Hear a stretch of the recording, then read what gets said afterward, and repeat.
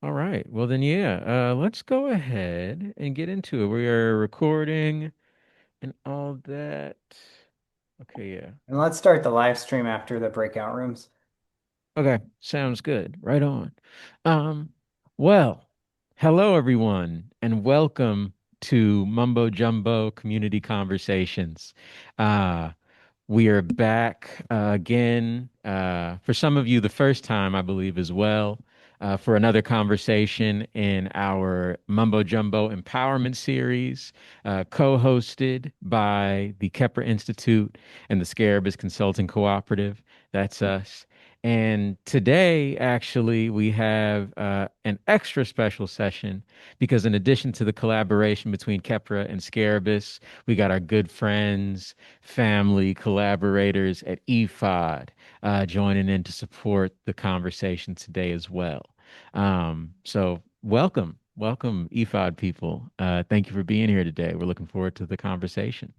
Um, for just a little bit more added context, this conversation, as well as next month's empowerment conversation, are part of a series that we're doing to basically bring all of the EFOD members together into one accord, one mind, ahead of the EFOD unconference in August. So next month we will be sitting down with Dr. Jessica Gordon Nimhard to talk about her book, Collective Courage. And today, we're going to be talking about the book, Right Story, Wrong Story by Tyson Yunkaporta. Originally, we had planned for Tyson to join us due to some scheduling trouble. We're still a little unclear if he's going to be able to make it, but don't worry. We have accounted for almost everything. So we've got a plan to still have a great and engaging and deep conversation tonight, even if it's just the 40 people, 20 people in the room right now. So, um, that's going to be great. But first, of course, um, for those of you that have never been to a Kepra meeting before, there is something that we usually like to start meetings with in this community. And that is our check-in ritual, which is just a practice that we have, a little cultural tool that we use to make sure that we are maintaining an awareness of each other, that we know where everybody's at, what everybody needs, and that we are serving each other as community members in that way. So usually what that looks like is everybody will go around and they will share a number and a color that are both just supposed to kind of represent whatever your vibe is in that moment. And then there will also be a sort of icebreaker question as well, so that we can get to know each other a little bit on that deeper level. So today, our check-in question is going to be, what chapters, stories, from Right Story, Wrong Story, if you've gotten a chance to read it, resonated the most with you? You know, what's stuck out to you, what's stuck with you. And if you haven't read it yet, if you haven't had a chance to read it yet, we would just love to hear what you hope to learn today, or what you hope to take away from today's session. So, usually we would go around and we would have everybody in the room do that whole thing. But we only have an hour and a half tonight, and we're already eating into it. So instead, what we're going to do is we're going to put everybody in the breakout rooms. We're going to give you guys, I think, about 6 or 7 minutes, and then we are going to come back and have a few people share out about their takeaways from their different breakout groups, and then we will continue with the conversation. So, yeah. I believe Alvin's going to go ahead and put folks in the breakout rooms, and then we'll go ahead and actually, before or as Alvin's getting the breakout room set up, I'll go ahead and get the check-in started, just to show everybody kind of what it looks like, and then pass it around to some of my other Scarabus co-facilitators to introduce themselves and also demonstrate their check-ins as well. So once again, hello, my name is Chinyelu. I am feeling like an olive green 8 today. I'm feeling pretty good. And my favorite chapter from Right Story, Wrong Story was actually the second chapter, Belongings, or Do I Get to Keep My Stuff in the Anthropocene?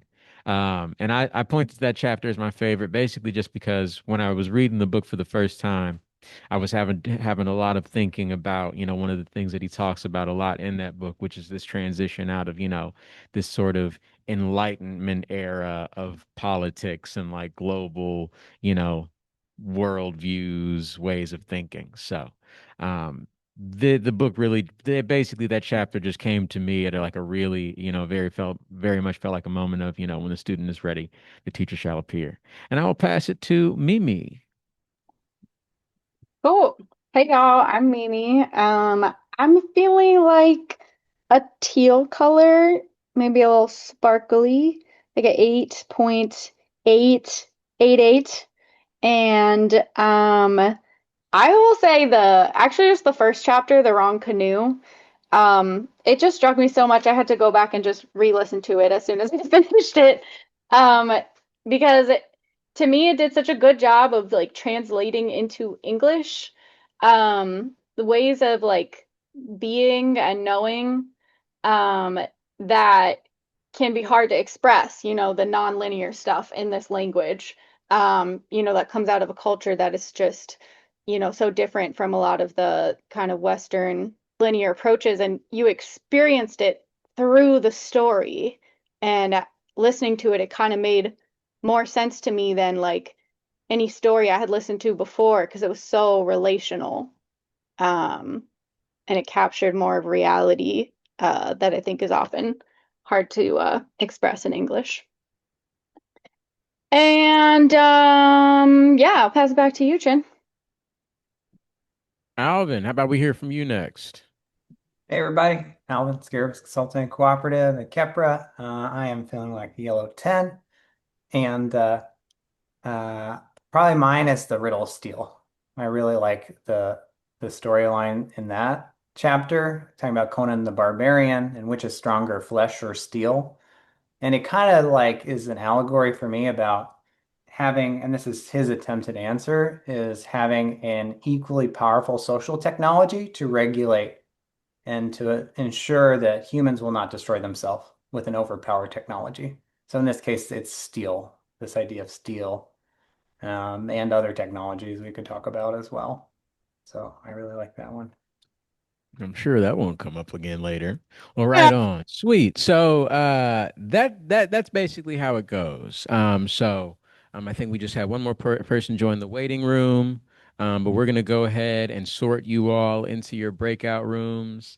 We'll do this check-in and then we'll come back and we will get going with the conversation. So yeah,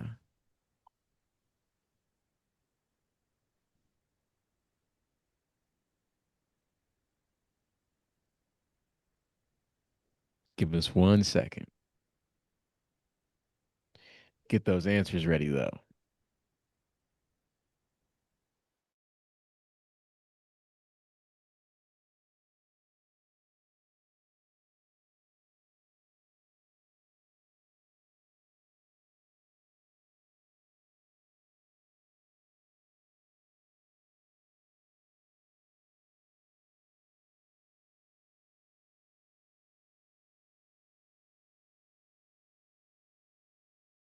Hello, we are just doing check-ins and breakout rooms. I'm going to put you in a room and they will explain what we're doing. Thanks for joining.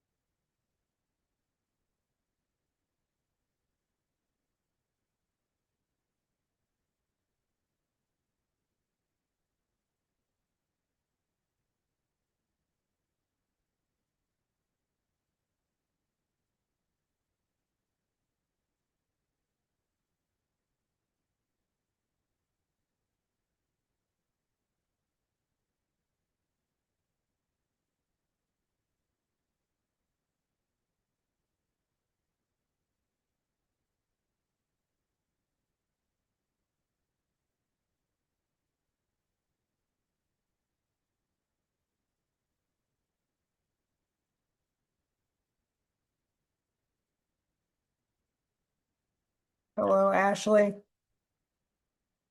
We are in breakout rooms. I'm going to put you in one and they will explain what we're doing. Good to see you. How you doing? Good. Hold on just a minute. Let me get it together. So, Oh, take your time.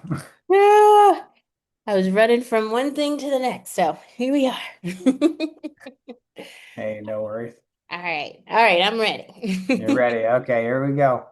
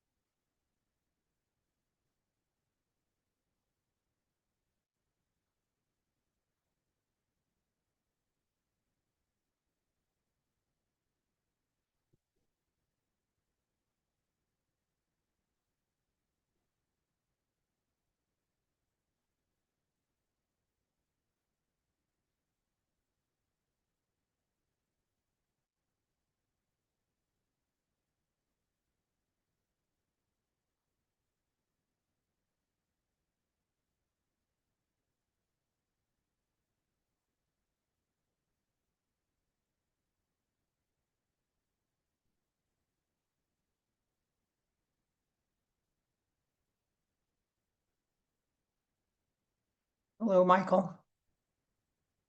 Hey, we are just about to close out our breakout rooms for our check-in, so you're just in time. We're going to come back together. Thanks for joining. Hey, thank you for having me. Of course. All right. I'll be tuning in. Where are you What was calling the in breakout from? about?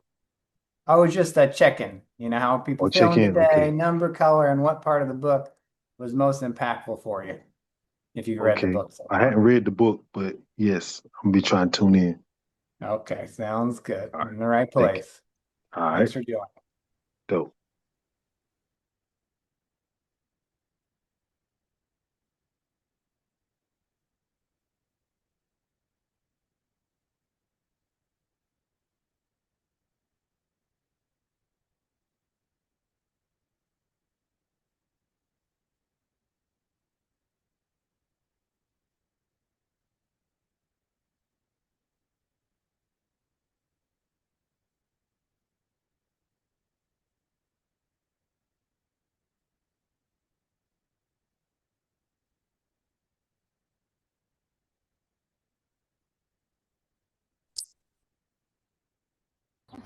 Oh, we needed to hear what you thought. Well, you set it off, so I'm good. I had a few thoughts, but they did.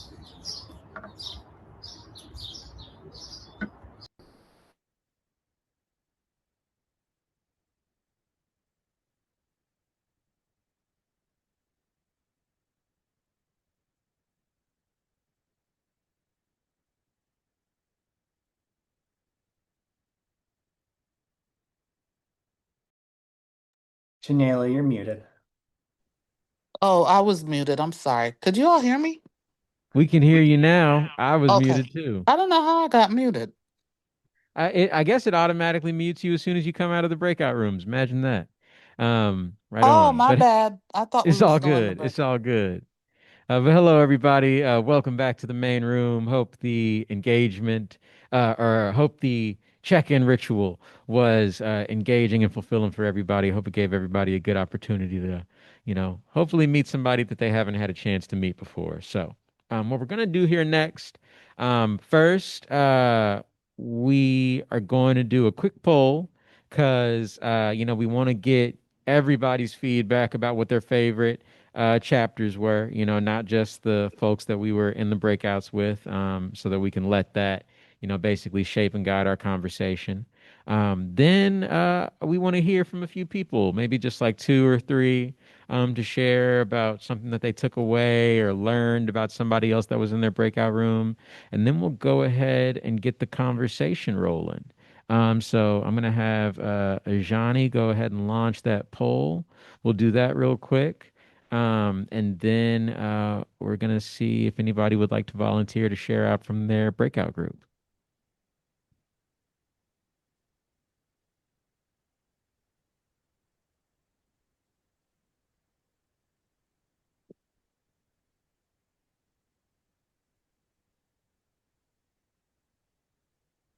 Yeah, I see it.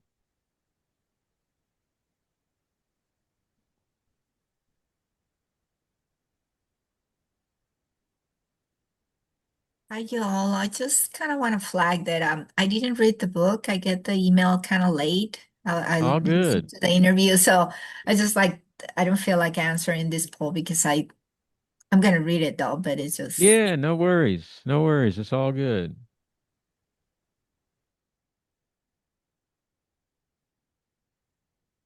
Okay. I I'm think seeing for a our break group, few. uh, I said in our break group that what I read was a book written by Yeah, Mr. Wole of Nigeria. yeah. Thank you for that, Mr. Wosula. Can you do the we're asking right now for everybody to put their answers in this poll. So, go ahead and put the answer on the poll, but thank you for letting us know what you read it again. So, welcome, Yeah, right you're on. welcome. I'm Yeah, welcome, Sandy. I'm seeing a few people have selected the wrong canoe as their number one option. Right on, right on. Mimi, looks like you got some friends in the crowd. I'm seeing The Tree That Kills You Back coming up a lot as a second option. Wrong Lines, I think, coming up as a big third. All right, we've got about 7 people of our 23 have completed so far. So let's maybe give it to 3 minutes and then we'll go ahead and move it along. I do understand that a few people may not have had the opportunity to read the book yet, and that's okay. That's okay. Feel free to ask questions or just to sit back and listen as your heart desires. Okay. I don't know if we're actually going to get more. Okay, so we got 7 out of 23. Okay, that's cool. We got 30%, and we're almost 3 minutes anyway. Seeing The Tree That Kills You Back coming up a lot as a second option. Oh, wrong line. Why am I hearing myself? All right, right on. Let's go ahead and close the poll for now. Thank you, everybody, for responding. So it looks like our final results are The Wrong Canoe as the number one option. Uh, we've got 12 Rules for Avoiding Lists of Rules in the Anthropocene as the overwhelming option for number two. And then we've got Wrong Lines as the main choice for people's third pick. So yeah, as we go through the conversation, we'll try to come back to those. And of course, anybody feel free to share anything that comes to you from any of your favorite chapters. But we just kind of wanted to get an idea of, what everybody's takeaways were as they were reading the book. And a lot of people said that they couldn't choose, which also makes sense. This is a really great text. So sweet. Um, Right on. Now I would like to just have like maybe 2 or 3 people share back, report back from the breakout rooms. We want to hear a little bit about what y'all heard from each other. So, would anybody like to share just something that they learned or something that stuck out when they were doing their check-ins?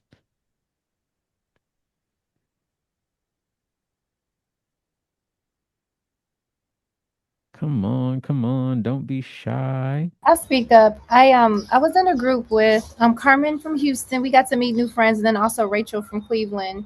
But one of the things that really stuck out to me is the fact that this is a slow read, and it's okay to think and have your mind on it as a perspective is not something you're just not picking up a book and really going through it. What I appreciate hearing was the just that take your time to read it and to be able to go back and listen to your thoughts as you're going through it. So that was really helpful for me as someone who has not read the book, and I want to say that proudly. And a group of 27 people logged on, and I have not read it yet, but it's coming after a few other books I have to go through. Right on. Thank you very much, Sky. Who would like to go next? I'll speak up. Yeah, go for it. This is Kelly from the Electric Smoothie Lab in Oakland, California. So I was excited to hear what he had to say about. I got some support with reading the book from like YouTube and stuff and hearing his voice, because even he said that it was hard to read. It's easier to listen to. So I was listening to his conversations about the book as I kind of read along the first and second chapter. But one thing I've been struggling with in my own life is like time and space, like making appointments and showing up places and feeling dread when I have to make appointments, as opposed to just like being in the moment and kind of being more impromptu. And he was talking about time and space, like the way that we make plans at a correct time or a certain time. But when it comes around, like case in point, he was unable to join us today for whatever reasons. I mean, life happens. And so as a result of colonization, I think we don't really so much think about those things or how that plays a part in what's going on. And I was kind of beating myself up a little bit, like maybe like I'm an artist, maybe it's the artist in me or whatever. But I'm realizing after he talked about it, it's like, oh no, this is like part and parcel of what we're working to, realizing we need to maybe release a little bit, which is like elders used to tell me, if you're not on time, people won't take you seriously. And it's like, well, why is that? Like the person that I was in the breakout room with was saying moving at the speed of nature, which I love. So that stood out for me. And also, like I said, listening to him talk about some of these things. He's a really interesting writer who uses a lot of his own.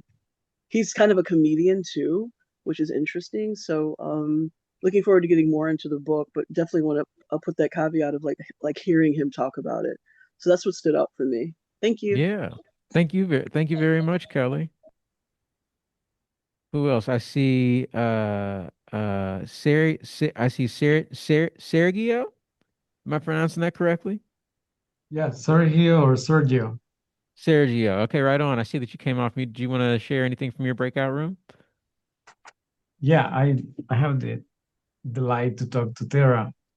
Um, we briefly talk about the disparities that we're actually seeing nationally right now, and how definitely the grassroots in a completely different way, thanks to social media and the speed of how people communicate about things that are happening everywhere, and they're Yeah. becoming the common ground and common denominators to people's concern, to people, struggles, can definitely become a powerful source of strength and energy.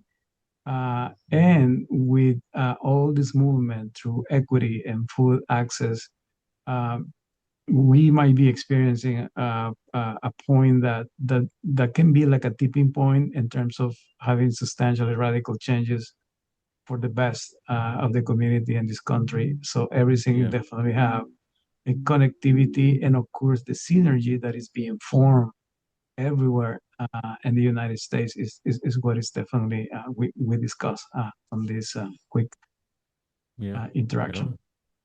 Right on. Thank you very much, Sergio. Thank you for sharing. Yeah, thank you everybody for checking in and for sharing back out about what you took away from your breakouts. Sweet. So yeah, let's go ahead and get on into the conversation for the day. I know that we are all very excited to talk about right story, wrong story, to share some stories and to learn a little bit more about each other tonight. So yeah, we're gonna go ahead and get into it. So the way that this is basically going to go, it is looking like Tyson will not be able to join us for this part of the conversation, unfortunately. I won't go too much into details. I'll just say the time zones got us.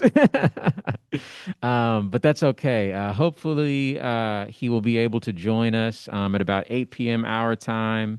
And so anybody that is willing or able, please feel free to stay on with us because, we still want to make sure that you get an opportunity to talk to him and ask him questions and hear from him. But what we're going to do for now, some of you I think may have received this in an email, but there is an interview that uh, was published by Emergence Magazine, in which Tyson Yunkaporta talks about a lot of the different points that were explored in Right Story, Wrong Story. And so we're going to use a few excerpts from this interview basically as prompts for our conversation, and just to talk on some of these core concepts, I think main takeaways and how they can apply to our work on the ground, especially as it relates to, work around food, work around the environment, all the good work that our many beautiful EFOD communities are doing all over the United States. Hey, that's you guys. So I'm going to go ahead and start sharing my screen here. And then we are going to start listening. So just give me 1 second.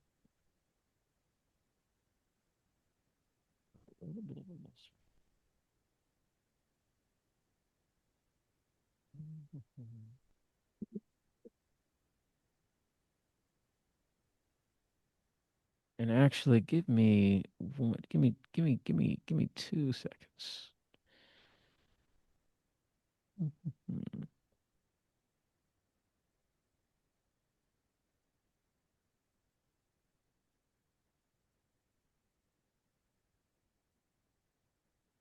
Okay. All right. Sorry about that, y'all.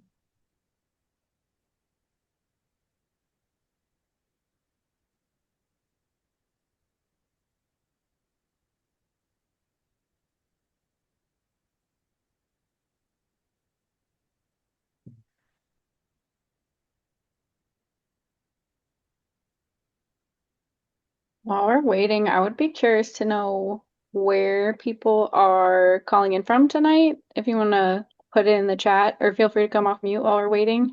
And also if you're going to the unconference in Detroit.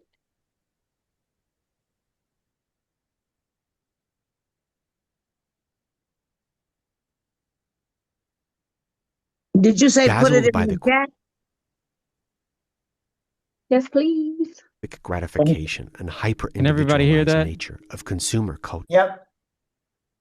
All right, great. Yeah, go ahead and put those answers to Mimi's questions in the chat, and then we will go ahead and get started. So, this first excerpt that we're going to play is from close to the top of the interview at about 3.5 minutes, and really talks about this moment that we find ourselves in our world today, this very complicated and scary place that we find ourselves in. So, without further ado, I'm going to go ahead and get that started.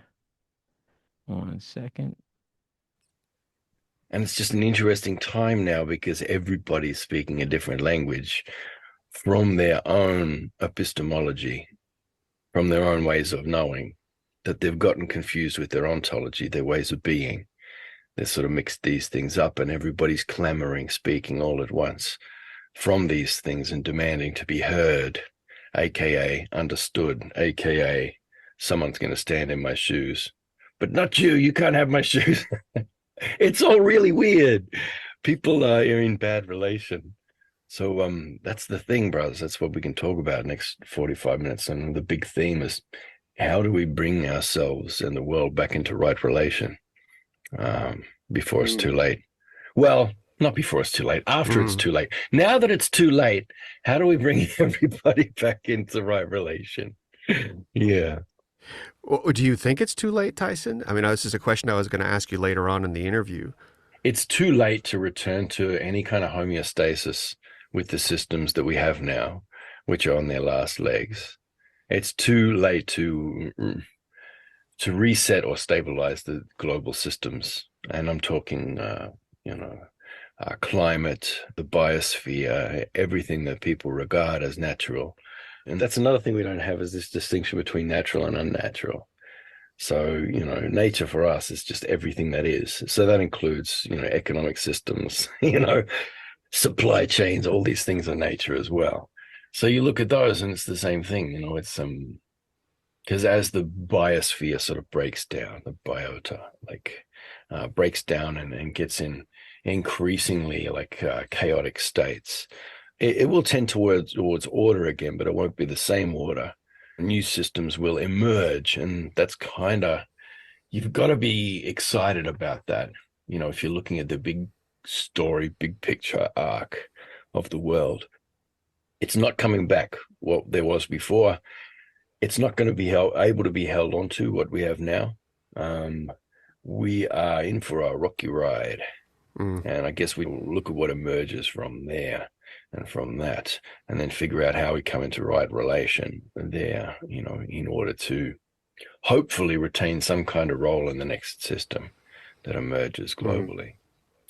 Because if we can't retain the role of custodians, then, we're going to have to humbly submit to, porcupines or whoever it is that takes over. Well, and coming back into right relation.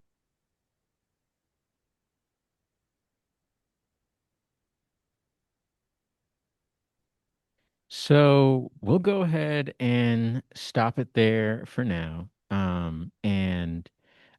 I'll just say real quick that for me, the big takeaway from the way that I tie this section back to the book is really just this idea about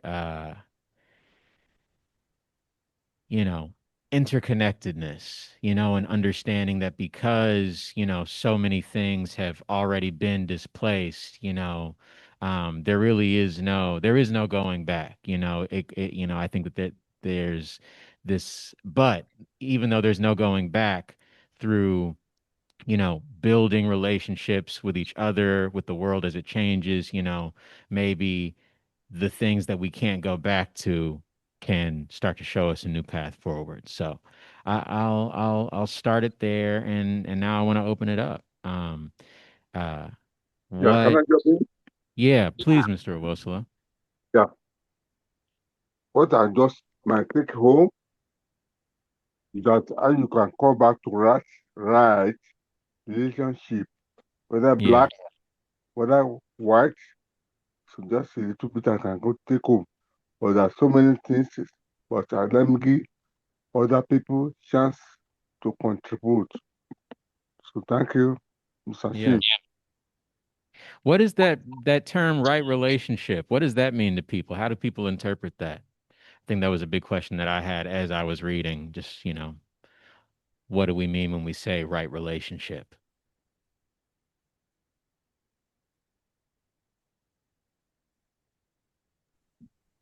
I guess I can jump in.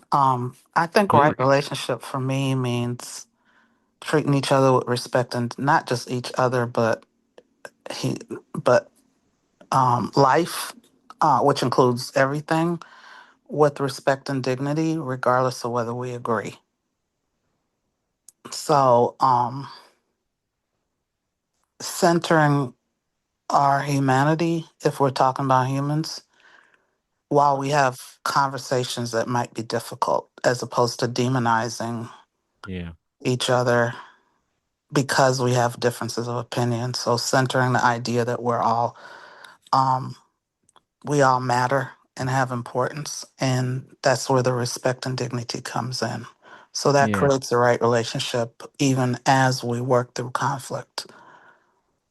I'm curious if you if you would feel comfortable in your experience, like what does that look like, holding that space for those disagreements, that conflict while maintaining a relationship with somebody that you may feel like, is coming from a very different place or worldview than you are. Um, well, sometimes maybe the relationship can't be maintained in terms of like saying, okay, just because you have respect and you treat people with dignity, don't necessarily mean that the relationship can continue. I think what I'm seeing is we have these we're not treating each other with respect and dignity. So we're having these, the way we're responding to that when we have conflict is with violence. And I have a saying that I use in my life. I have gray hair, so I'm probably, a lot older than a lot of people in the group, except for my other gray haired cousins. But um, my thing is bless people on their way. Like instead of embracing that feeling, which I think is also human, to feel violence, whether it's violence with words or violence in the sense that we usually use it. I just bless I my way of respecting and keeping their as well as my dignity is to bless them on their way. So I don't think it necessarily means that the relationship can be maintained. Yeah. And But real it quick, how? it doesn't have to be disassociated with violence. Yeah. And real quick, how do I pronounce your name? Neza.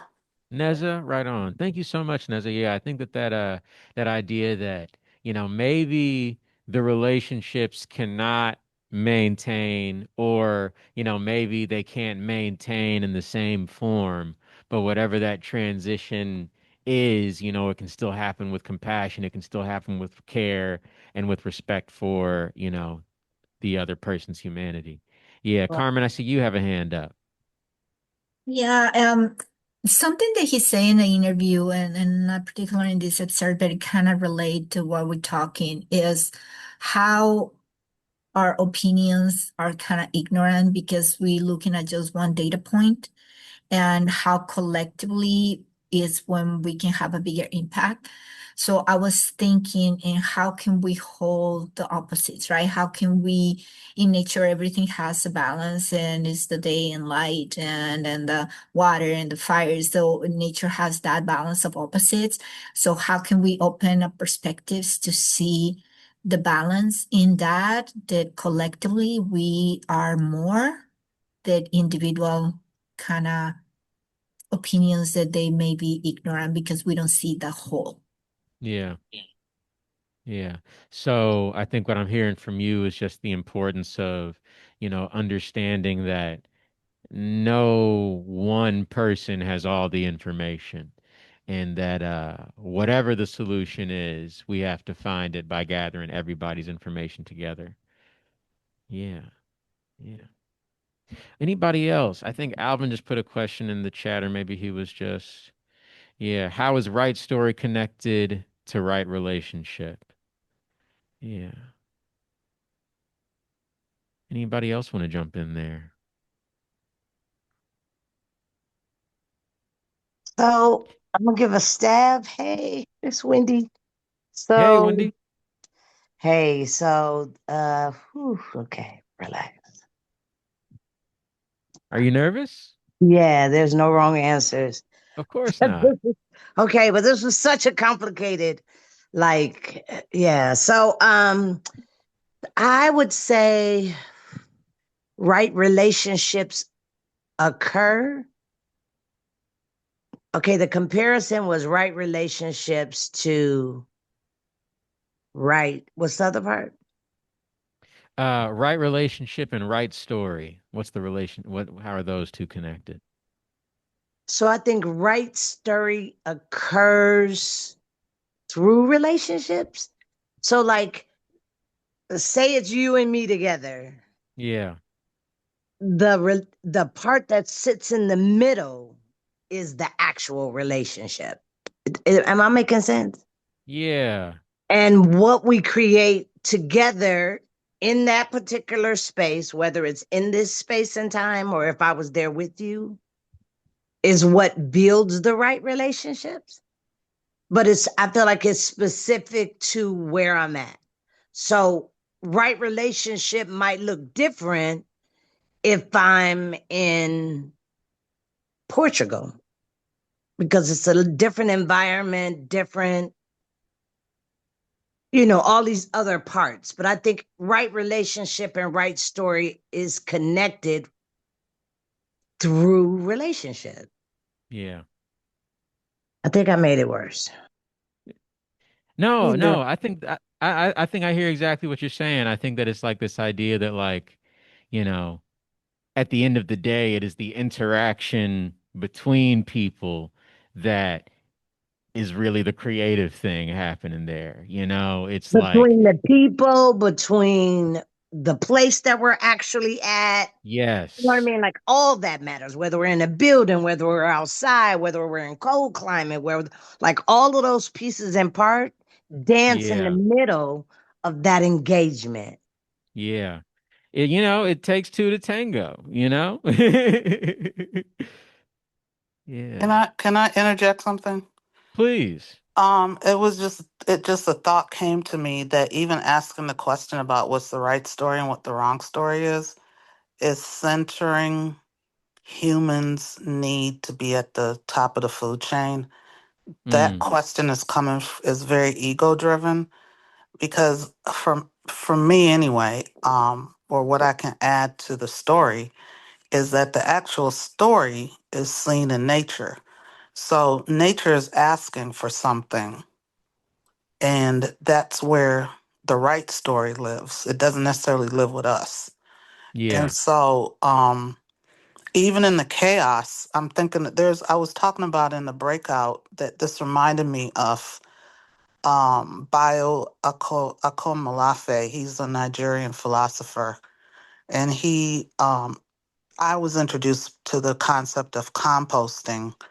I don't mean from a like composting on scraps or whatever to create soil, but using it as a metaphor for composting ideas and situations and stuff. And when you compost, the idea is to take things that maybe by themselves can't produce anymore, but are breaking down, and you put them together to break down to create a new story, which is what nature does. And sometimes I Mm-hmm. think even in the conflicts, as much as we see it through human eyes as being chaos, nature is built on chaos.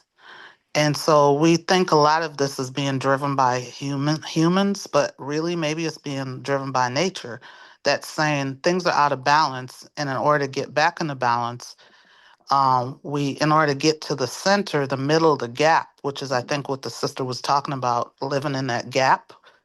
So one side is chaos, the other side may be peace, and then in the middle is where real living happens. And sometimes when things go out of balance so much, we have to compost them in order to get the right story out of that. And Yeah. so I think, I've been trying to frame whatever's going on around me as what is nature trying to tell us, because it's really the driving force, not us. And so, and if we even look Yeah. at nature, like when things are out of whack, we'll have a tornado or storms or hurricanes. You can use those as metaphors for everything that human beings put ourselves through, right? But then Mm-hmm. after that, there's a cleansing. I'm from Jamaica and we had a huge hurricane. I have family there and I'm not there, but they're telling me still in the aftermath, things are being built. And out of that is coming all these conversations about as we rebuild, what is it that we're rebuilding? We're called to do something different. But all of that was precipitated by the chaos that nature caused. And maybe that was like a nudging, hey, this is out of whack. Let's tear this ish down and compost all the debris into something new. Um anyway, that's just my thought. Yeah. Carmen said in the chat, we need to rethink our relationship with nature to get the story right. And I think that you guys are both like really on the nose. It's Yeah. the idea that, one, you can't be in right relationship unless you're taking into account, like, I think like you were speaking to Neza, like what the environment is telling you the needs are, what's important, what the different Hmm. animal species are doing and how they're affected. And then, I think he even mentions in the book, but the idea that like nature and humans are even separate is, like that's a very particular cultural framework to begin with. So, Monica, did I see that you had your hand raised as well? Yeah, can you all hear me okay? 'Cause Yes. Oh, hey, cool. Monica. Hey, I'm so happy to see all of you. Thank you, Ashley. Thank you, Kepra, for putting this together. Um, yeah, as many of you know, if you don't know, I'm a storyteller. It's really my life's work and mission, and what I align with Tyson as a storyteller, and even in his writing, although I'm still reading. Um, the story is everything in relationship building. If we think about COVID and the narrative that was put out when white folks were, making sure that they're resourced, it was like, a group of people going into the store and getting essential needs, but when black and brown folks were loiters.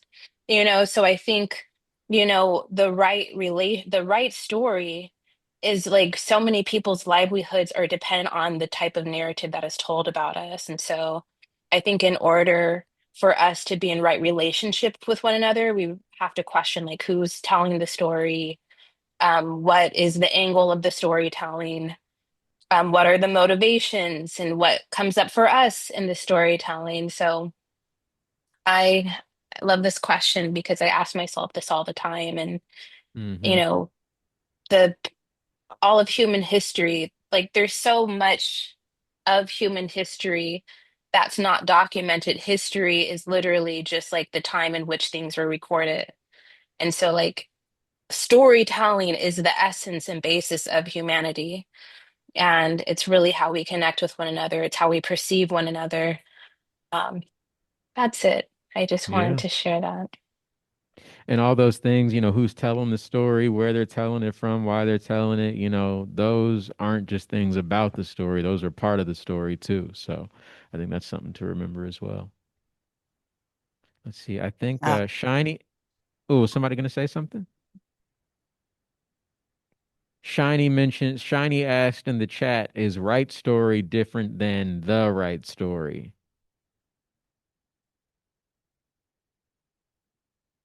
Anybody else want to jump in there?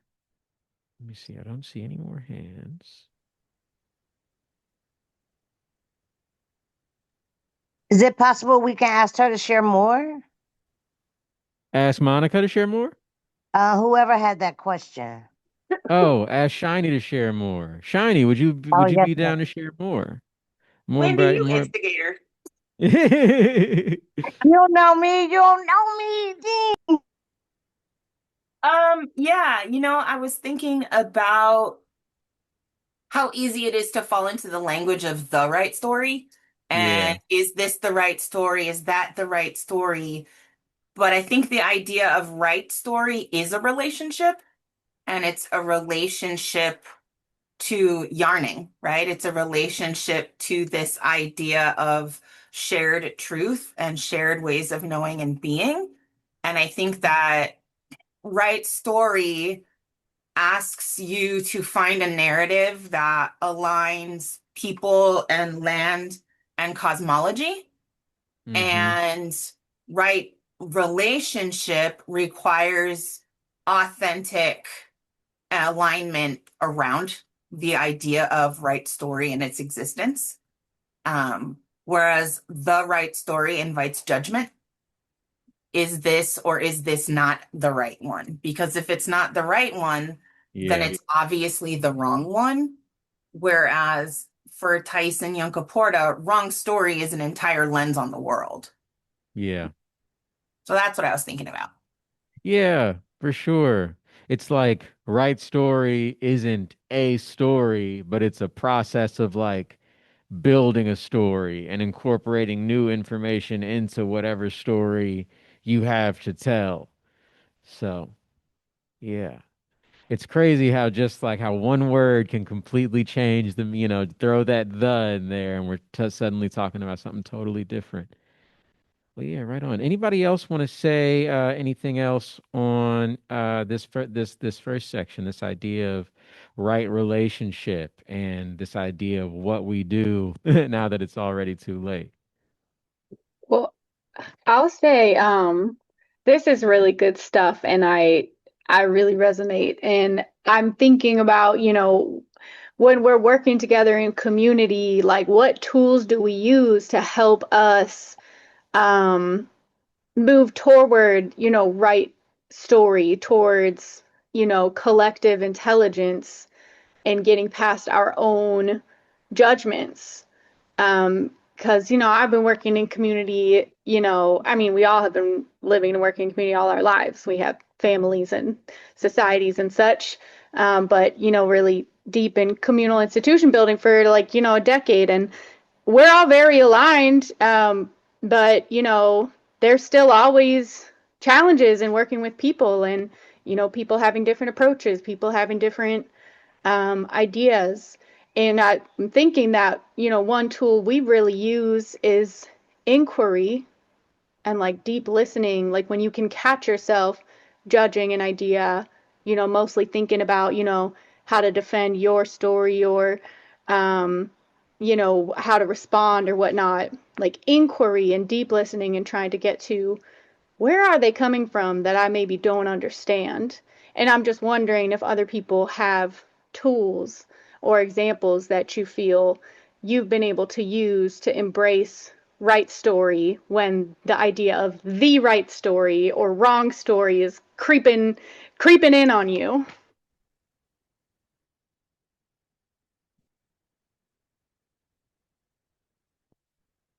So the question is, what are folks' tools for embracing right story, even when wrong story is trying to assert itself? This is Kelly from Oakland Electric Smoothie. I wanted to, if I may, one thing that I've noticed, which is the antithesis of like the not-for-profit industrial complex and whatnot, but I've been here working in different capacities, like as an employee, there's a consultant, a community member, and what I've noticed is that the only tool that I found that's is time, like getting to know people over time, allowing wounds to heal. Because what I found in organizing is that, especially here in the Bay, for some reason, it depends on where you are in the country. which is another conundrum that I've been thinking about a lot. And I put it like in a lot of my plays and my writing and my art. But there's a lot of scrapping that goes on. So you can have an idea and want to get something out, and depending on like the amount of power you have or where you come from or how people look at you, they might poo-poo the idea, even though it might be a great idea. I've seen people's ideas get shut down, and then it moves on to, it festers, it becomes something else. But one really great tool that I've found, what happens is like time passes, people heal relationships, and then they come back, and at some point in the beautiful part of the story, um, they're able to work together again. I think that's one of the biggest challenges that we have in our work organizing on the ground. We've been, many of us, so traumatized by the systems and traumatized by the systems that are organized as systems to support, but sometimes feel like controlled opposition. So one really great tool is just allowing, if it's possible, because I think with jobs and stuff, unless you're organizing in your own community, unless we're organizing in our own communities, a lot of times people change jobs and they leave, and the wounds are just left to kind of fester, and the healing can't really take place, and it just ends up being like a bad vibe and a bad memory. One thing I'm incorporating in my work as an environmental artist is bringing like herbs to communities and potted plants and putting the stories of some of the people who have been a part of either organizations or community members, but using plants as medicine in any way that I can creatively to bring people back to the earth, and also to remind them that, healing is real, but time and space as a tool of healing, and prayer, just like prayer, like part of the right relationship. Someone mentioned earlier about and these weren't the words that you used, but like basically walk with grace, walk with peace. Like even though we had a disagreement, things didn't go well, like prayer, and as you and leaving you with love and letting you go with love instead of other kinds of prayers that are possible but we want to stay away from. So those are the only tools I could think of, and it's a really good question and thought with regard Yeah. to those things. One thing that I will add, and I think that this is something that I was really thinking about a lot in I believe belonging is the second chapter. But it was something that I was thinking about a lot in the chapter on belongings and possession. And it's just that, I think sometimes it's important to not be so focused on what we want, personally, because I think that that can really block us off sometimes to hearing what it is that the other person wants or that the other people want, and acknowledging that even though we may not agree and we may want totally opposite things, at the end of the day, they have just as much reason to want what they want as I have to want what I want. And so, there is neither of us is right or wrong. We both just are, and so now it's about like, well, given that these are the things that we want, like how can we have a relationship that facilitates each of us, you know, uh uh getting what we need. Um, but yeah, you can't do that if you're so tightly wrapped up in and attached to your own perspective and point of view and desires. Anybody else want to answer that question for Mimi? Oop, I see a few hands up. I see Kane. Let's hear from Kane, and then let's hear from Carmen, and then maybe we can go on to the next clip. Thank you. What I wanted to share was I'm in the Southeast, so mostly the Carolinas. And a lot of times I organize and connect with activists in different, um, I guess I would say, social justice causes. And what I have found that really helps is when organizing and getting a lot of folks together in one space. Um, what is his name? Mark Charles shared, he's a Navajo man that ran for president in 2020 as an independent. And he shared one of his leaders, I want to say his name was George Erasmus, about having a common memory. So I've noticed when we're able to come together, like in a community situation, for folks that are working towards different causes, but all organizing and trying to show up in right relationship and community with each other. When we start from a point of common memory, it helps folks to kind of reflect on where they were at and kind of how they're showing up now or in that present moment. And then from there going forward, um, because organizing can quickly turn into a lot of oppression Olympics of who's had it worse, who had the worst experiences. Folks being able to socially locate themselves and say, you know, I may have this intersection of identities, and this person may have this intersection of identities, and in that common memory. So, a very common one everyone can remember at some point is COVID.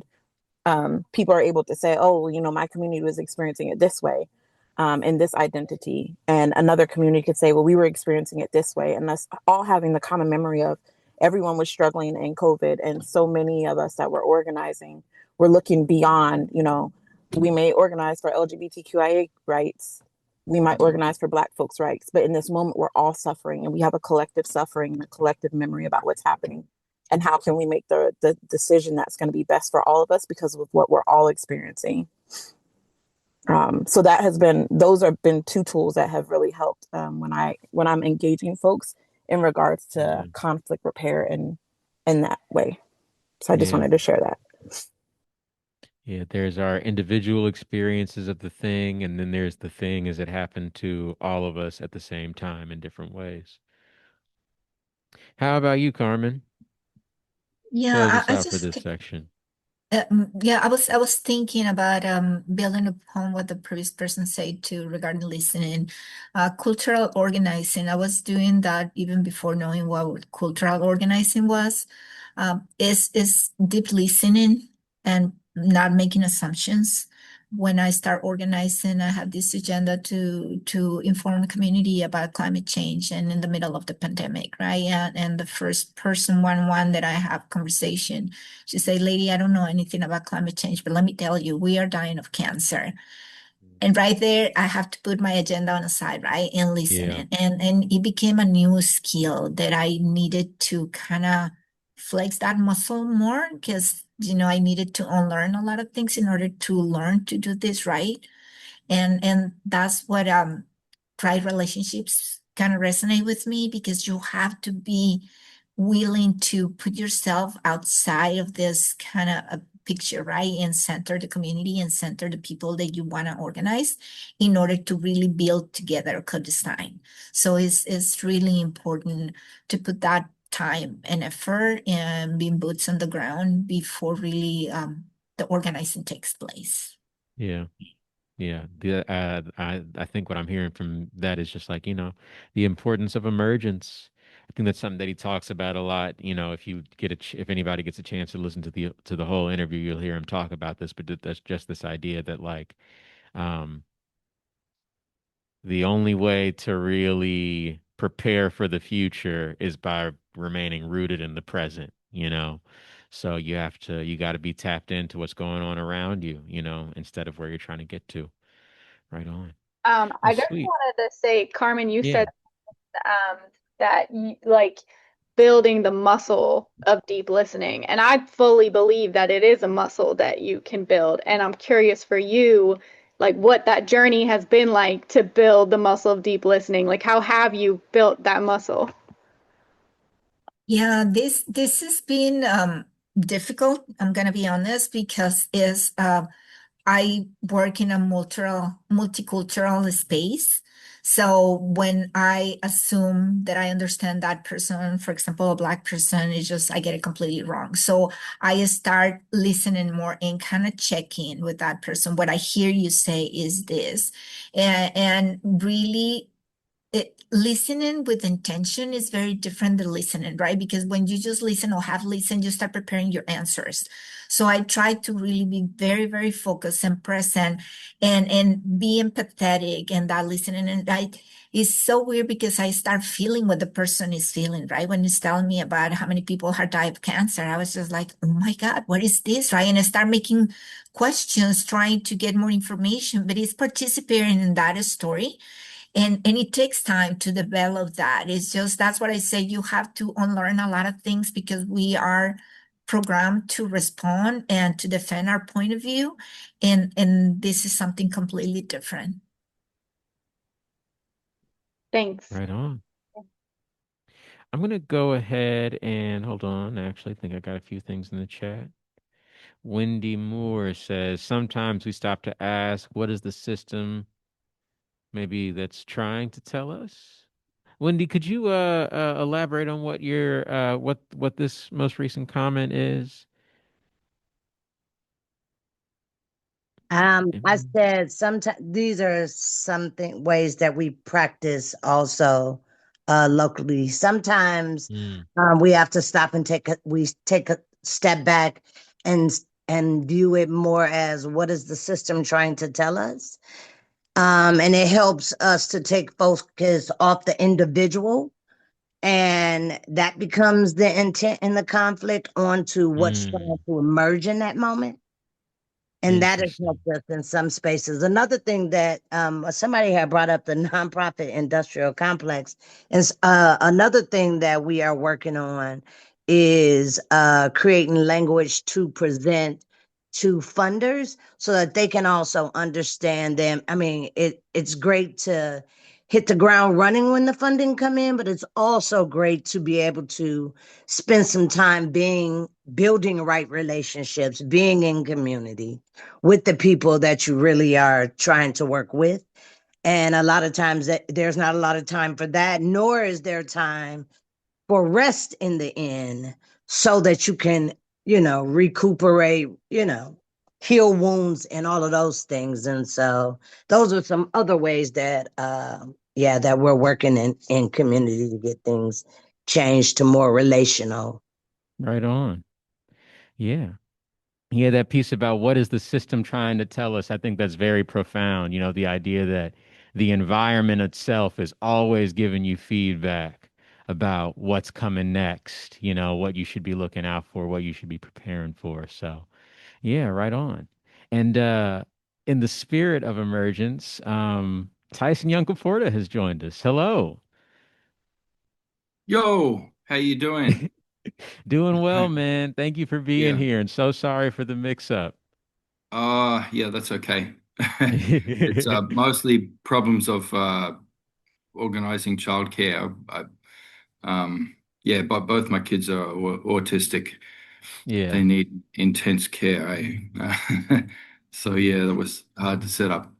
It's Mm. that whole thing about time plays too, we were all set on the clocks, we thought, but then you take into account, just the different places Yeah, in the world that we're in, and it becomes very confusing. So, well, right yeah, on. that's it.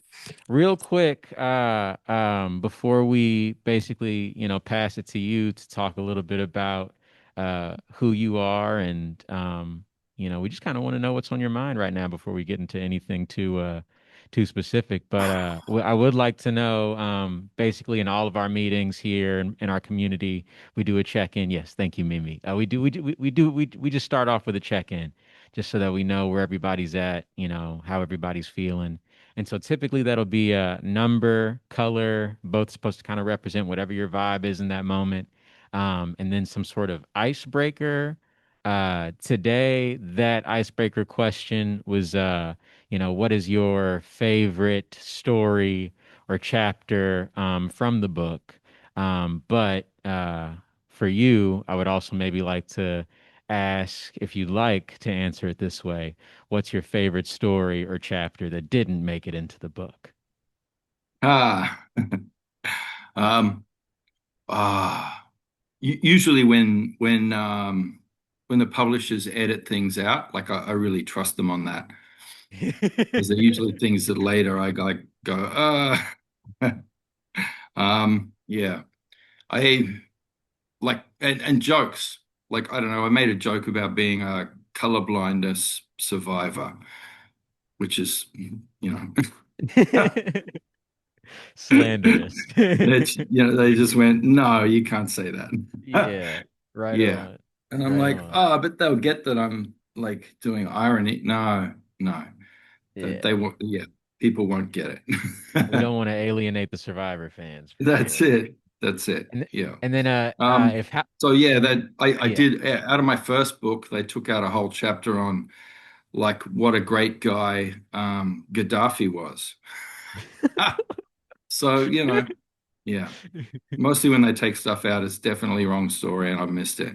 Mm. Yeah, right on. Well, hey, it's like that's why it's a collaborative process for sure. Yeah. Well, right Yeah. on. So yeah, I think well we'll go ahead and get right into it. So the first question I want to ask one more time is just if you could um explain to people a little bit about who you are, very much in the spirit of right story, wrong story, like what are the connections that define you? And then yeah, like I said, is there anything that any stories or any questions that are sitting heavy on your mind today before we bring to you whatever we've got. Yeah. Well, I suppose, and I can link it back to like a story that I like from the book, which is about this tattoo here that I got when I was very, very young. Um, yeah, about that. Like my great grandmother gave me like when I was a little kid. Yeah, she gave me a fossilized sea urchin, but she thought it was a turtle. And she thought the patterns on there were etched in there by one of our old people. Because I guess that's what she was told when she was a little girl, when she started carrying this stone. Yeah, and it's the only thing I've got left over from like a very disrupted, abusive childhood, moving all around, like, every year or 6 months or something, ending up in a different place, always really remote out in the bush, like construction camps and mining camps and stuff like that. Um, yeah, and that story, I don't know, that's just like, that wasn't the truth, but it was real, you know. What that meant to me as someone trying to hold on to an ancestral connection when being completely severed from it and mixed up and all over the place. And yeah, like so learning from lots of different tribes, lots of different language groups, yeah, learning about the land and coming into the land and understanding, indigenous systems. But I guess that set me up to be somebody who is always in traditional embassy, who's always traveling around and sharing stories with the old people, and then being given things to carry and tasks to do, as a kind of a translator, across different worlds. Yeah. So I guess I'm thinking of that strongly this morning, being here on Bunurong country, Bunurong land in Melbourne, and dealing with urban foxes and rats and things like this, and figuring out how to be in relation with these things and how to bring them into better relation with place. Well, I'm missing everything. I'm missing out all the good stuff happening back up home. Because winter is a big fertile time, and I think it's like that in most places. It's not a time of death. Like you see, colonizers call winter a time of death because that's the time when you can't extract as much from the land. But winter here and winter everywhere, that's when the eagles are mating, laying their eggs. The emus are mating, laying eggs, raising chicks now, and you can get those eggs. Turkeys and lyrebirds and so many different things mating. Quolls now, which is like a little marsupial native cat, they're mating. Ah, but everything else is joining in too. Like there's ceremony in the land. Yeah. And, I'm missing all the stuff happening back up north where the brolgas and the magpie geese are laying their eggs as well. And brolga is my totem. So back up home on Wickland, where I belong to the Upledge clan, the brolgas have migrated from down here. They've migrated back up north. All these migrations, everything moving all the time, and everything joining in with the mating. If you're not mating now, then you're still part of the ceremony. So bowerbirds, it's not their mating season, but they do these big flocking dances. And magpies sing love songs. And, so everything's sort of joining in on this big queer mess of, mating. Yeah. Yeah, the wombats are moving around in the daytime instead of the nighttime in this season. There's so much happening. And it's, such a rich time of abundance. Back up Yeah. home, it's the time to get native honey and dig yams. And soon we'll be digging up freshwater turtles out of the mud in the swamps. There's yellow fruit, red flowers, just everything's happening. So I'm kind of in two places at once, thinking about home, but being profoundly in this place too. And I guess that's my thing from my, life story of being, so violently displaced and, not really, staying put for too long in a lot of my life and moving around. I've had to make those relationships with different places and learn how to come into a place and know the entities there and become, be able to see the pattern and predict and understand and be in the land and in that system, and of it, while I'm there, which is what you do as a good traveler, guest, story carrier. That All these awareness. things. Yeah. Yeah. Yeah. Yeah, it makes me, that idea of abundance, that there's still being so much abundance, even in a time where, for folks who are not as attuned, it looks like, this is a time of scarcity, but that's only Yeah. because they're looking at it from the perspective of, like what our species wants or needs. Yeah. And it makes me think a lot about, like, the time that we're in the world, a lot of chaos, a lot of mess, a lot of destruction, all very real, but also, maybe there's also still opportunity and abundance even as we're going through this like massive Yeah. shift in, like, the climate and all that.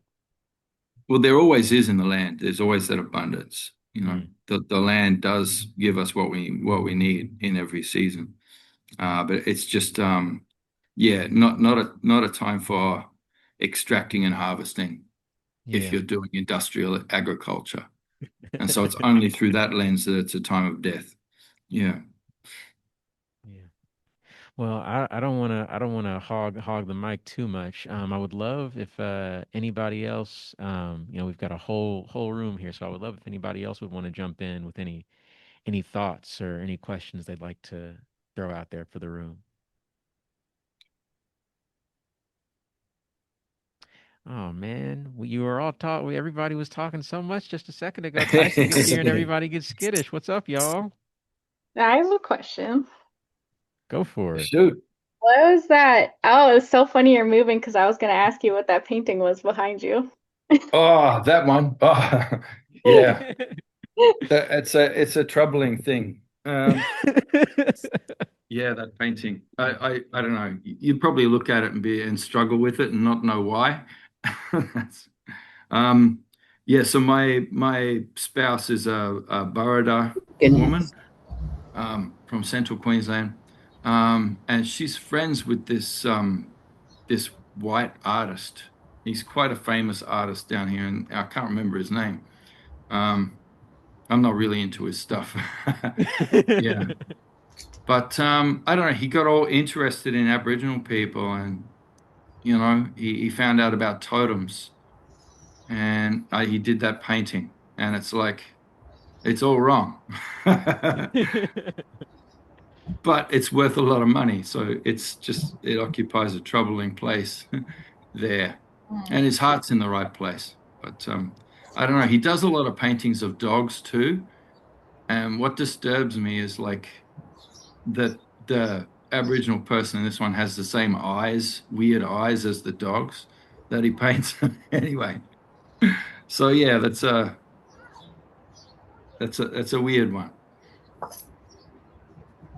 Can you Somebody. I'm sorry. I'm checking Oh in. no, go for it, please. Can you say more about the concept of time? Oh, time. Yeah. Yeah. Well, that's yeah, I think so. In most of our Aboriginal languages in Australia, time and place are the same word. You know, so I might say like "ngan" to somebody, and it literally means like what place, but I'm asking them what time, like what time they're going to the doctor or something like that. Um, yeah, because I guess that's the idea that you know. Place is immutable and has that meaning, but it's also constantly moving. So I was talking about the seasons before, and the things that migrate through. And, even in the cycle of a day, the place is changing, from where the light is, where the shadows, like your place is constantly changing.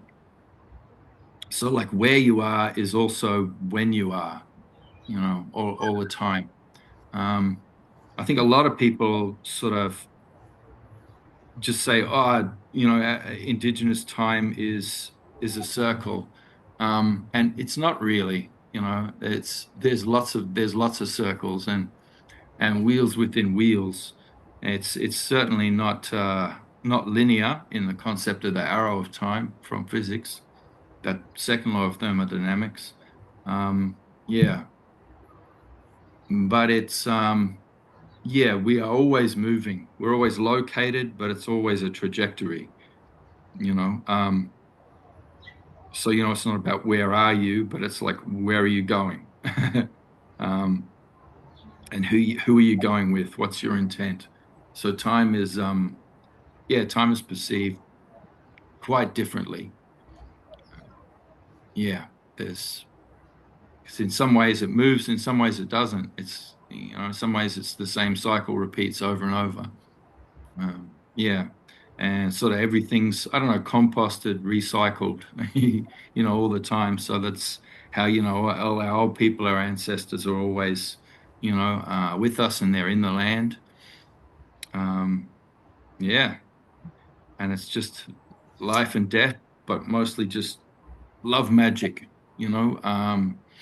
sort of sex is a powerful force, in the world. And it's always moving, flowing. And you're either, and it's not just for procreation. It's everyone and everything's always in that ceremony, and it's either it might not be your moment to be actually mating or whatever, but you're in it. You're in that big sort of queer dance all the time. Yeah. So if you're connected in with the land, but you're not feeling stirred sexually.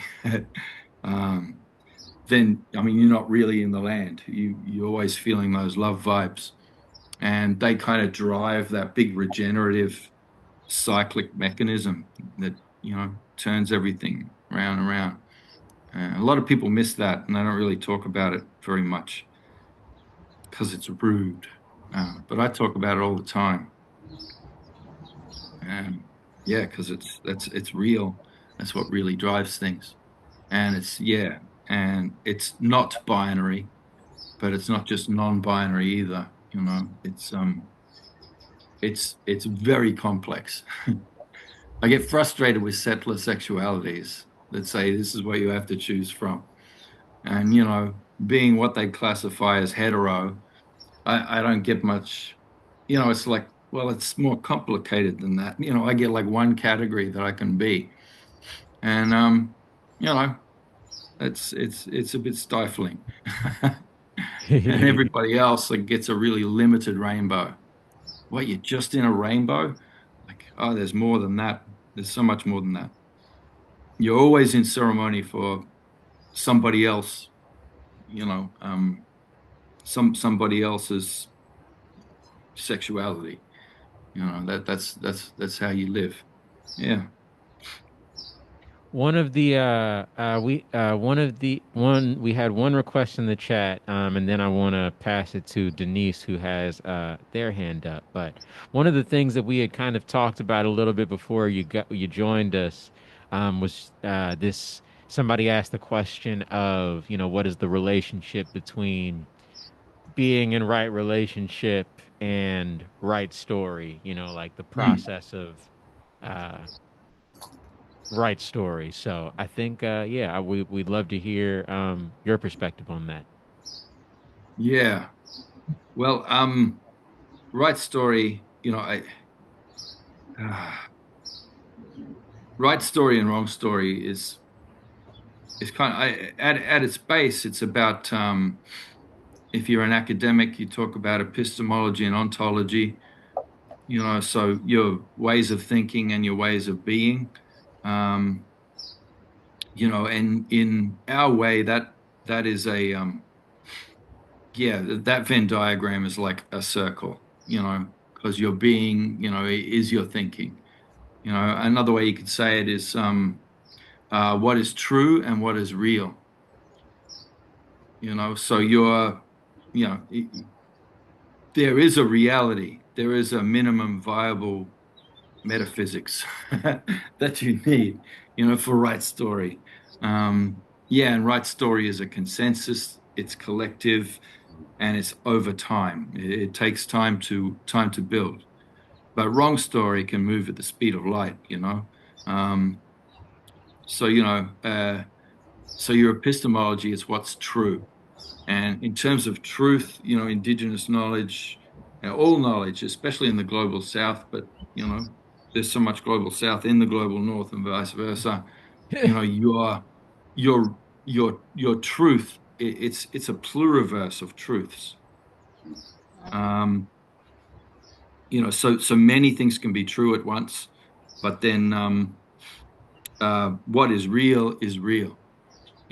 So my story, okay, so if we have a constellation here called the Southern Cross, and when we look at the Southern Cross, everybody's got different stories for that, different tribal cultures. So you've got like it's a kangaroo's head in one, it's a stingray in another, it's uh, uh, an old man chasing a young boy in the sky. There's a whole heap of different stories, um, and different truths, and we're quite accepting of those. We can tell those stories and listen to them around the fire, but then also it has to line up with what's real. So the position of that Southern Cross, might tell you that it's time to go fishing for, these fish, or it might tell you that this tree is flowering, or whatever.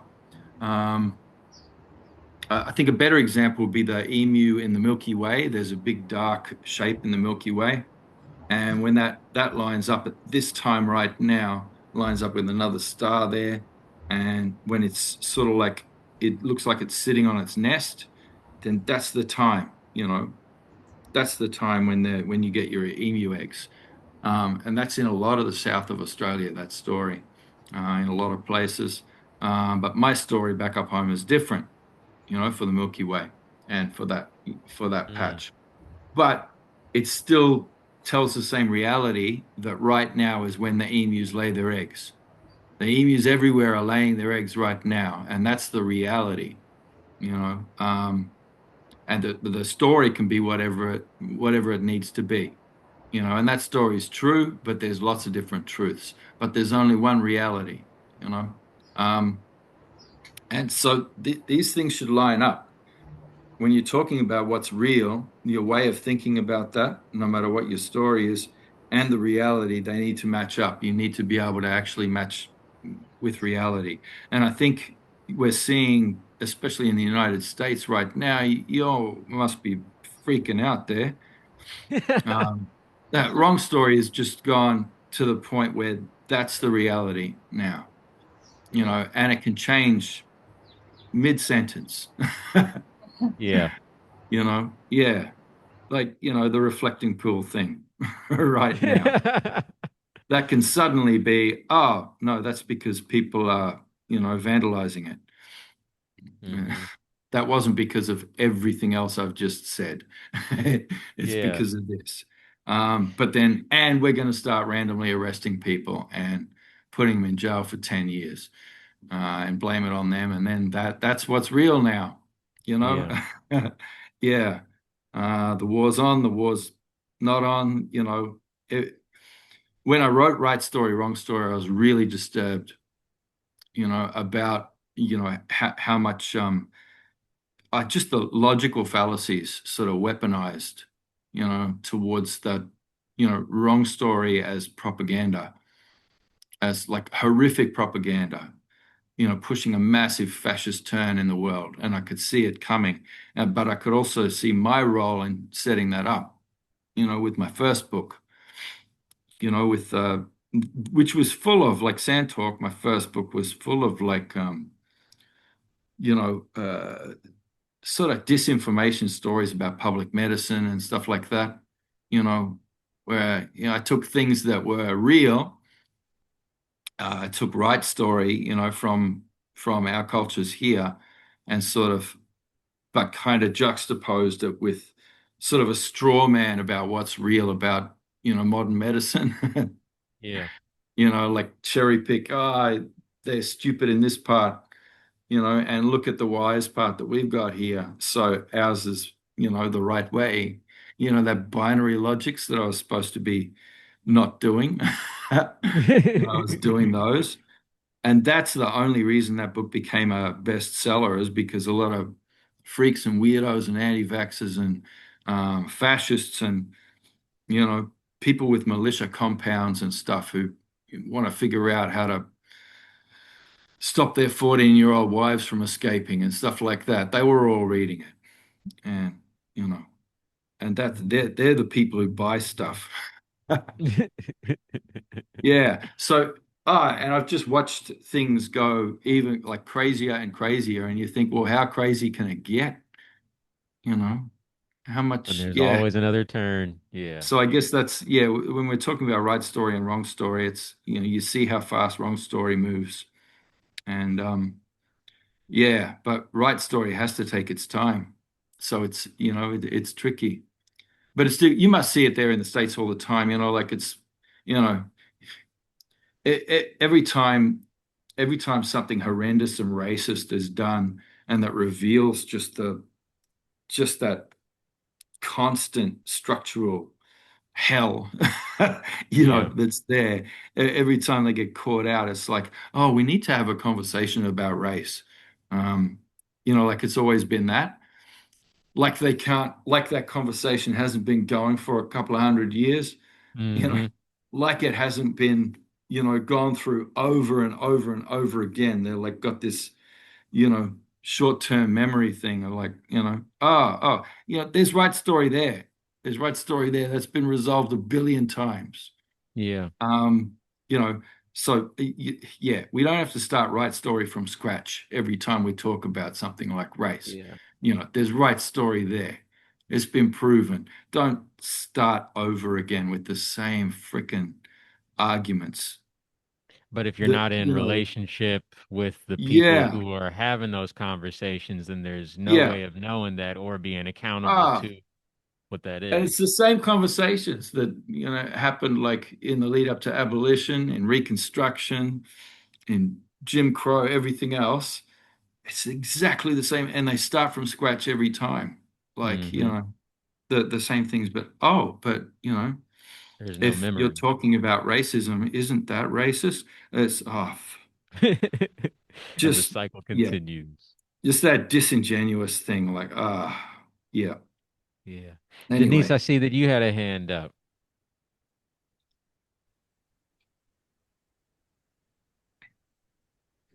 Yes, good evening, everyone. When I listened to the interview and you started talking about time, it reminded me of an experience that I had. And so I was trying to Oh, put my hand down.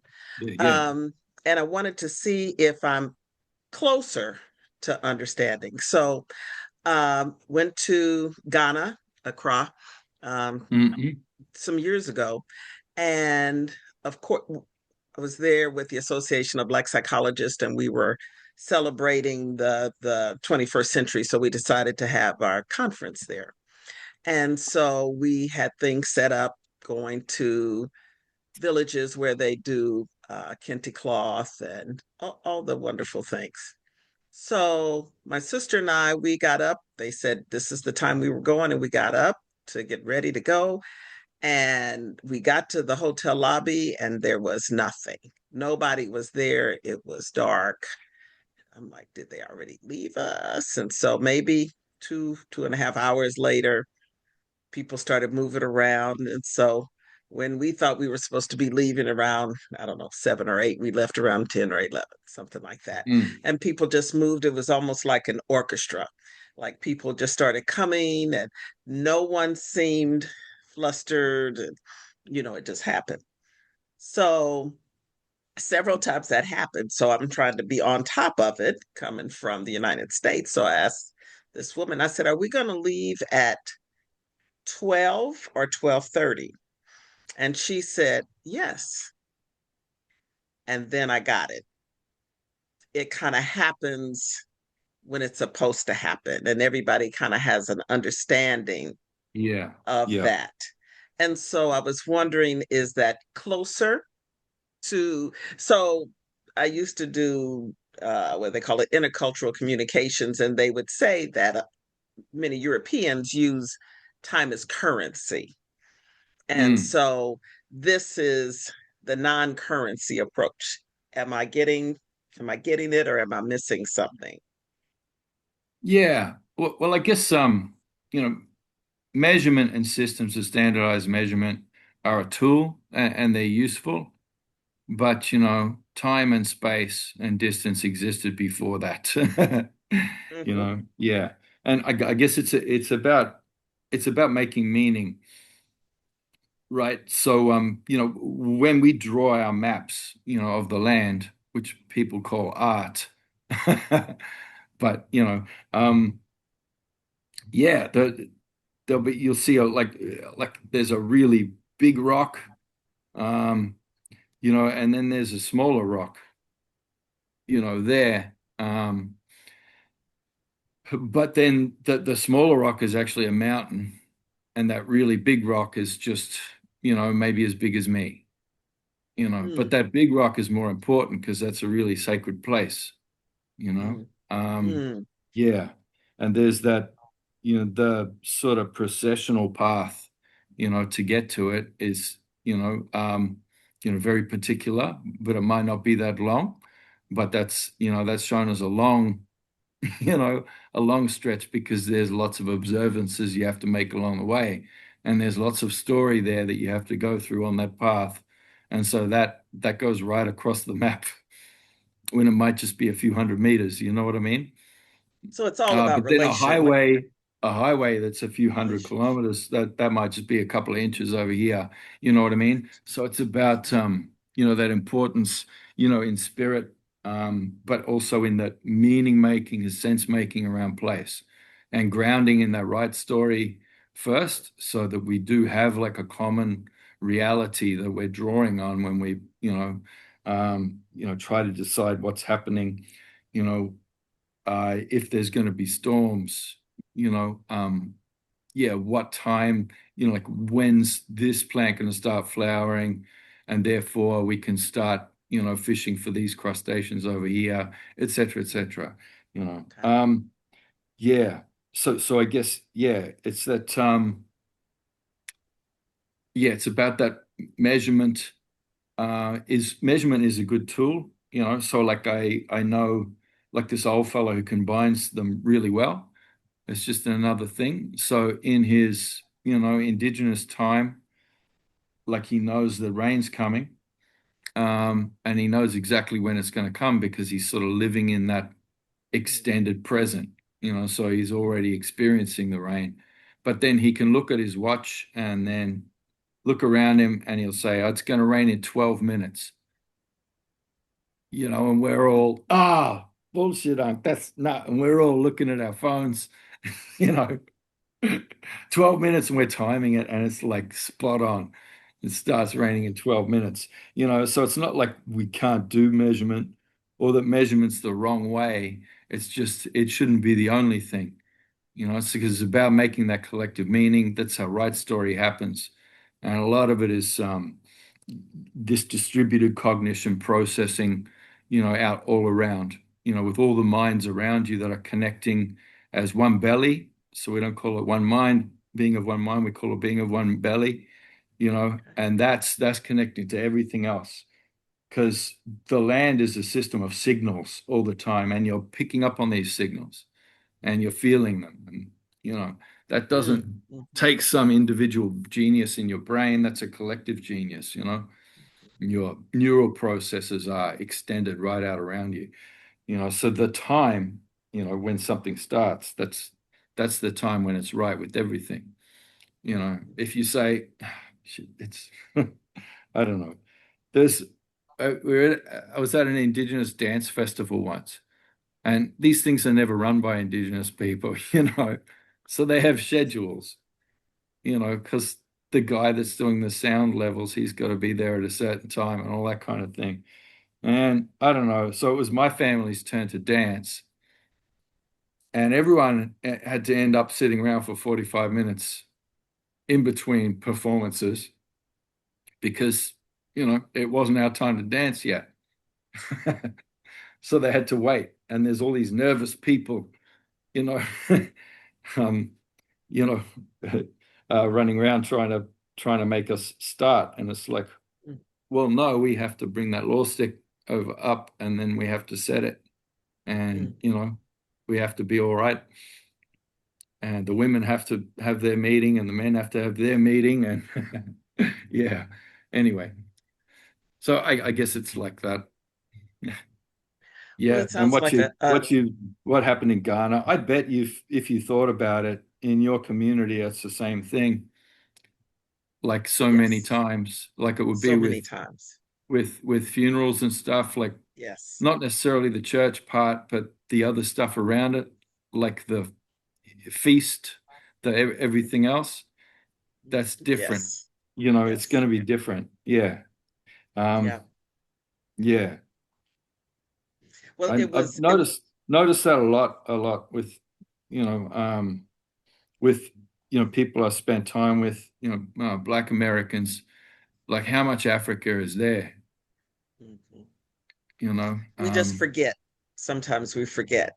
So when but it's because you're living it, like you're not analyzing it and writing a thesis about it. And if you were, you'd know all that. But I don't know, for most of it's like a fish in water doesn't know the water exists, because that's just is. That's the reality. Yeah. But outsiders like me, and I guess that comes back to that embassy relation, you do see things, if you're really coming in the right way with community from another culture, you're going to be seeing things that they're not seeing, that they just sort of take for granted. Yeah. But I see that being really strongly there. Like, I've only been to Uganda, so that's the only part in Africa that I've been to. But damn, that for really me, it was like a memory, like an ancient memory when she said yes, because she didn't answer the question the way I answered. She didn't say 12 or 12:30. She said yes, meaning sometime it will happen. Yeah. Yeah. And I was like, got it. Yeah. Yeah. Thank you so much. That's it. Anybody else want to jump in? I mean, we got about 12 minutes left before we move into the after show portion. So nice. I did want to ask one question, and I think it's kind of related to, you were talking about the, maybe unexpected or unintended side effects of, sand talk. And, as I was reading through Right Story, Wrong Story, I could definitely feel you trying to, or I think I could feel you trying to, um, I guess like account for some of that, or basically try to balance some of that out.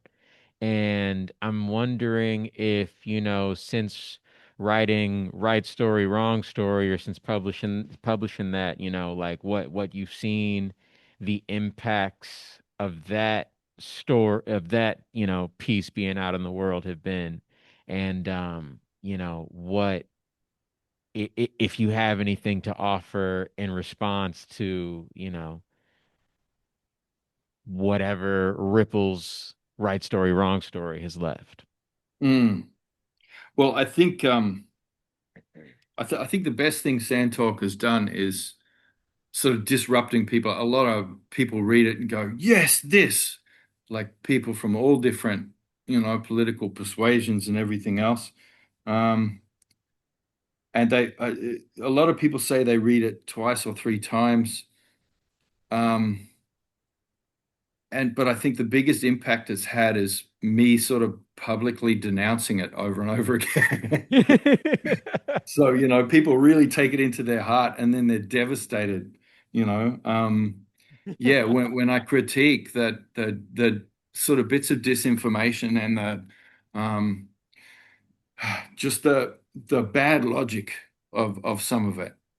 The indigenous knowledge in there is good, but a lot of my way of working with it was, fallacious logic, which isn't just like, people can go, oh, that's just non-Western logic. And it's like, no, that's pretty freaking Western. These are fallacies that I used if your argument's no good, or if you're trying to justify something terrible, or you're just lazy. Yeah. So I don't know. I think just modeling that ability to find the bad thinking, find your own bad thinking, and then correct it, and then keep correcting it. Continue moving. I think I don't know. For me, the biggest impact is the best impact anyway. I don't know the biggest impact on the most people, but the best impact is giving people a model of how to do that without feeling that shame, like you're flip-flopping or something if you don't get a position and then stick to it for the rest of your life. Yeah, you do need to be learning, constantly learning as you go. Yeah, but also that Sand Talk being so useful for so many people who were just asking questions, to get us to the point that we're at in the world right now. That did put me, it was a useful tool for a lot of really crappy people. And it did put me in a position to see a lot of the behind the scenes moving and shaking of all the disinformation leading towards MAGA and, Christian fundamentalism, Christian nationalism, all these sorts of things. And there is an inner circle there with a lot of dark money. And I got to talk to and spend time with, quite a few billionaires and billionaire adjacent people, who were looking to recruit me for various sort of things. And, I got to quite a high status in that community before I realized what was going on. Yeah. So I got to that sort of final, that final sort of interview to sort of get into where I would get that big money coming in, because they were looking at funding a lot of my work. I could have got like millions of dollars, and it was just it was very freaky. They'd bring you in different levels, and in the end, it was like, okay, so let's just steel man the argument for a minute. You have to be able to think about, different stuff, even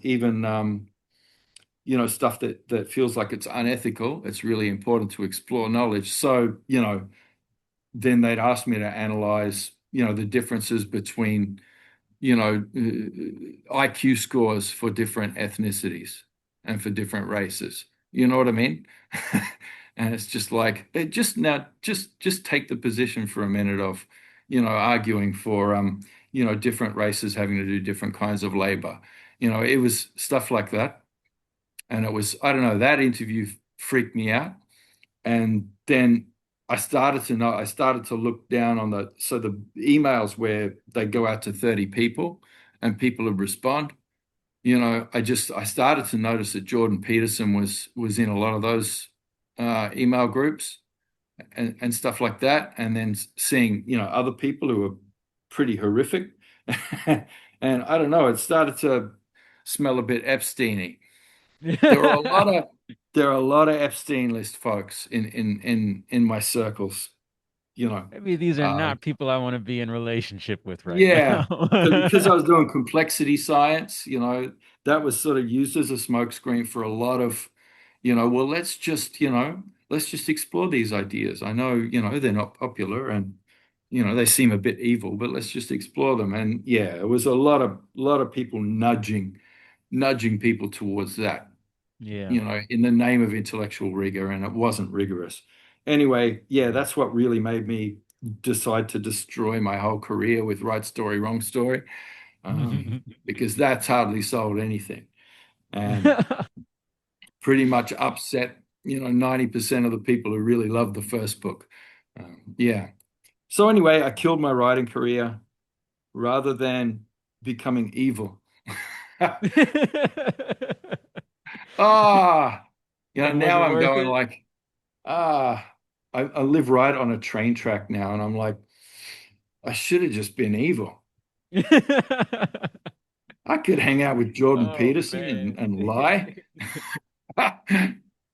Anyway, Oh man. Shiny asked in the chat, what happens when relational obligation, and honestly, I think this question relates to, some of that tension you just mentioned, but hmm. what happens when relational obligation urges you to keep moving and the people you need to move with aren't in right relationship with each other? How do you hold the obligation to repair alongside the obligation to move? Yeah, that's really hard. I got a lot of people in my intimate circles who are, um, real fundamentalists in terms of religion, and that's tricky for me. Um, yeah, especially when it's very brainwashy and cultish. Um, yeah, a lot of people around me who get some quite, like genocidal ideas, uh, almost. It's there all the time. Even in our indigenous community, it's a lot. Just the complete radicalization, towards some quite scary far right stuff. That's around us all the time. Um, but you still have to have care for these people, and you still have to share with them. You still have to be available to them, and you have to be in good relation with them. And it's tricky because their ideologies usually mean that they have no compunction to be in right relation with you. You know, they can say whatever they want to you or do whatever they want to you, and you're still there. So it's just, I don't know, it's hard to figure out at what point you sort of go, "Oh, I'm just in an abusive relationship here. And, am I doing the right thing now, or am I just, or am I just being a victim of abuse and going, oh, but I love him and keep going back." You know what I mean? Yeah. Yeah, and you asked me that question, and I throw it back at you and say, if you can figure out that, then please let me know. Um, yeah, and we'll write a book together about it. Get it out to as many people as possible. Yeah, that's a really hard one. Fair Yeah, dues. Thank you. yeah. I do. I think that makes me think of another question that somebody asked earlier though, which is how do you remind yourself to embrace right story, even though, like you said, radicalization is everywhere. More and more Yeah, people are asserting that their version is the version. And when people do that, you feel like you kind of got yeah, to dig your heels in too. So, how do you yeah, maintain that openness even when feels like the world is trying to force you to close yourself off? yeah, yeah. Well, I don't know that these pushy people, and wrong story people, people who go the wrong way, in your intimate circles, but then out in the world too with who you're listening Mm. to, they, they kind of force you to deal with them one on one as an individual. Mm-hmm. They kind of force you into so you're shutting off from everything else and then trying to figure out your relationship with them and having to work overtime to stay in good relation. Um, but that's not really good relation because you're supposed to be in relation with like a very broader community. You're in a network of relations and you've got a lot of pairs that you have obligations to, and these ones will shut you off from all that. That's how cults work, and it's a cult dynamic. That's how you get recruited. So I guess this answers the previous question somewhat as well. That you've got to remember that the work you're putting in for your relationality and for the relationships that you're connected to in the world, that you're putting that into a big collective. It's a big commons of energy and resources and knowledge, and that you're always adding to that. You're not just adding to your relationship with this person whose book you're reading or who is living in your house, etc. So I guess you just make sure that you're never closing yourself off, into an exclusive sealed up pair that's cut off from the rest of the world. Yeah. Yeah. And they'll always try and force you into that. And it's tricky because you want to do the right thing by them. Yeah. But so I guess that's the answer with all the wrong story. You've got to remember that you're in relation, with a community of multitudes and that you're giving to that. Yeah. And over the course of your life, even if you're the one that's doing all the work and other people are freeloading, over the course of your life, you're still going to get more from that commons than what you put in. Even the person that puts in the most is everybody will get more than what they've put in, and that's the magic. That's the magic of the collective. It's Yeah. always greater than the sum of its parts. Somehow, it's regenerative and there's increase there. Yeah. Yeah. Right on. Well, it is 8:01, and so technically it is time for us to end the official part of this conversation. But for anybody that's interested and available, Tyson, of course, you're invited as well. Please feel free to stay on with us, just Yeah. as we kind of debrief and wind down.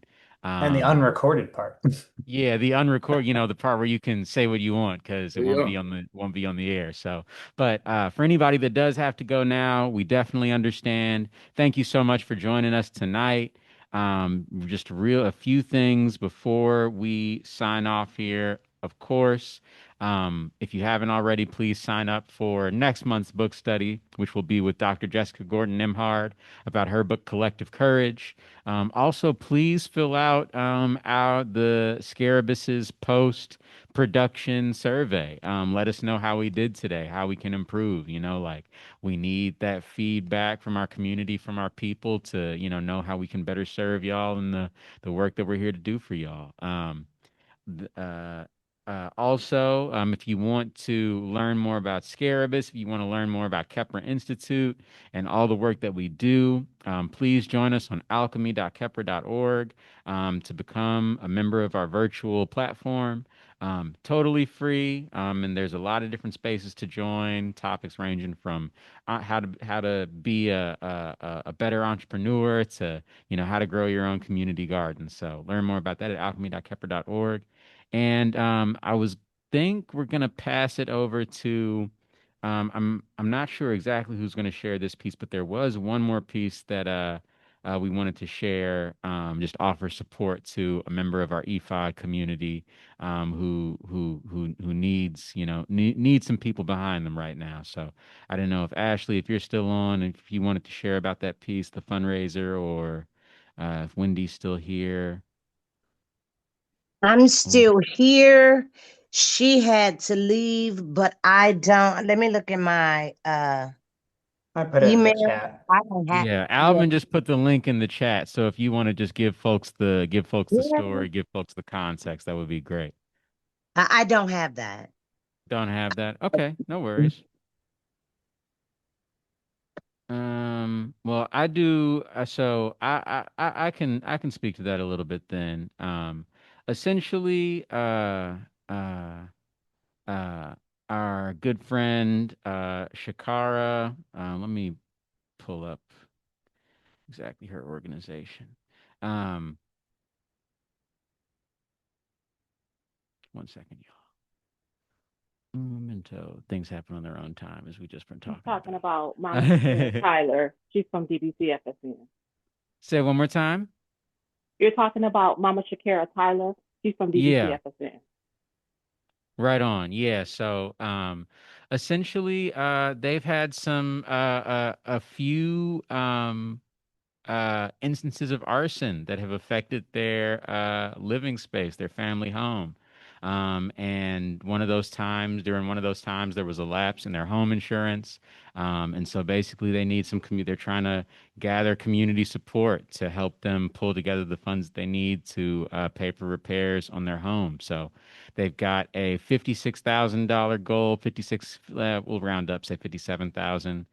They've got about 19,000 raised so far. So please, if you can give, or if you know anybody that can give, we just put the link in the village, or we just put the link in the chat. Please check that out, and support the Saba family rebuilding their home. But yeah, so that's all we got on the record. So we'll go ahead and stop the recording and cut the live stream, and feel free to stay on with us for the